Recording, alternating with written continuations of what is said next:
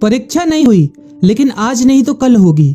ये कोरोना महामारी आज नहीं तो कल जरूर खत्म होगी। स्कूल कॉलेजेस कभी ना खुलें, ऐसा नहीं होगा।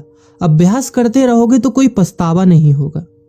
कोरोना महामारी के चलते इस समय स्कूल और कॉलेजेस बंद पड़े हैं, जिसके चलते विद्यार्थियों में पढ़ाई के प्रति लापरवाही देखी जा रही है। इसी को देखते हुए मुंबई के एक स्कूल में हमारे पुराणों में लिखित एक कहानी सुनाई गई और विद्यार्थियों को इस कहानी के जरिए एक मैसेज दिया गया, एक सलाह दी गई।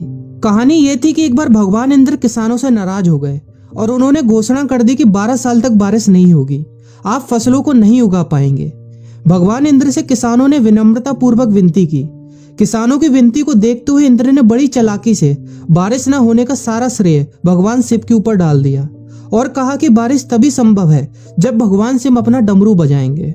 लेकिन इंद्रदेव भगवान शिव के साथ पहले ही गुप्त रूप से चर्चा कर चुके थे और उनसे किसानों के साथ सहमत नहीं होने के लिए भी अनुरोध कर चुके थे।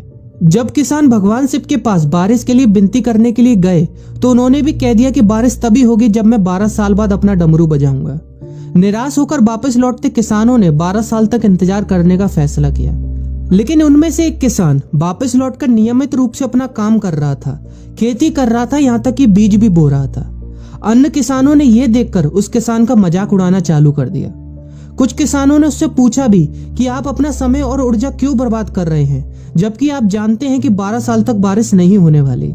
उस किसान ने जवाब दिया कि मुझे पता है कि बारिश के बिना मेरी फसल नहीं आएगी, लेकिन मैं ये सब केवल अभ्यास के रूप में कर रहा हूँ। 12 साल बाद मैं फसलों को उगाने और खेतों में काम करने की प्रतिक्रिया को भूल जाऊंगा। शरीर की काम करने की आदत छूट जाएगी और शरीर आलस का शिकार हो जाएगा। इसलिए मैं अभ्यास करता रहता हूँ कि जब 12 साल बाद बारिश होगी तो मुझे काम करने में मुश्किल नहीं होगी। जब इस किसान की यह बात पार्वती जी को पता चली तो उन्होंने भी चिंतित होकर शिव जी से कहा, आप भी 12 साल बाद डमरू बजाना भूल सकते हैं। यह सुनकर भगवान शिव भी चिंतित हो गए, इसलिए कहीं वो डमरू बजाना भूल तो नहीं गए, इसकी जांच करने की सोची और अपना डमरू उठाकर बजाने की कोशिश करने लगे।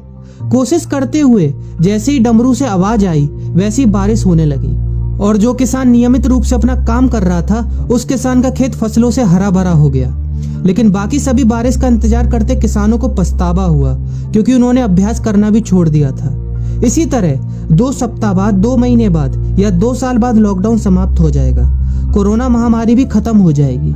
इसे घूरने या इस महामारी के खत्म होने तक का इंतजार करने से बेहतर है कि आप जिस कक्षा में हैं या जिस अगली कक्षा में जाने वाले हैं उसका अध्ययन करें। पुस्तकों का अध्ययन करके अपने कौशल को तेज करें। आपके पास जो ज्ञान है उसे और बढ़ाएं। इस समय का इस्तेमाल करें और ये सोचें कि आप और भी बेहतर कैसे कर सकते हैं, क्योंकि डमरू कभी भी बच सकता है। इसलिए अभ्यास करते रहें। अभ्यास ही गुणवत्ता का सार है। अभ्यास ही है जो आपको किसी भी क्षेत्र में पूर्ण बनाता है।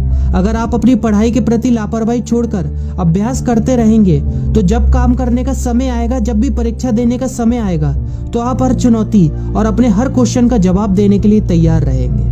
अपना ध्यान रखें और अपनों का ख्याल रखें, क्योंकि कोरोना भी गया नहीं है। घर पर ही रहने की कोशिश करें ताकि आप भी और अन्य भी सुरक्षित रहें और नियमित रूप से अभ्यास करते रहें, क्योंकि डमरू कभी भी बच सकता है। वीडियो अच्छी लगी हो तो वीडियो को लाइक और अपने फ्रेंड्स के साथ शेयर करना मत भूलिएगा। और अगर आप एक पेरेंट हैं तो आप भी अपने बच्चों के साथ इस वीडियो को शेयर करना मत भूलिएगा।